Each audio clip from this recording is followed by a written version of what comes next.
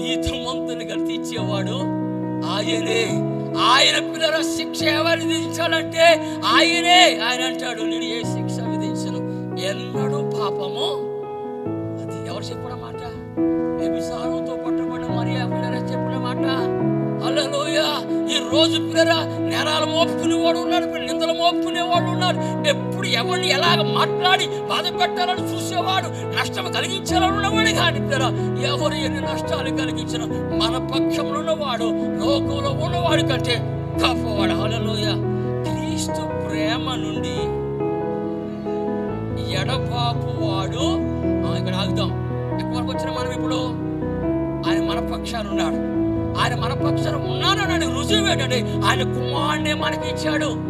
ఆ కుమారుడు ఎందుకు ఇచ్చాడు? మన పక్షాన పని, మన పక్షాన ఆయనకి రిపోర్ట్ చేయడానికి తండ్రికి. హల్లెలూయా.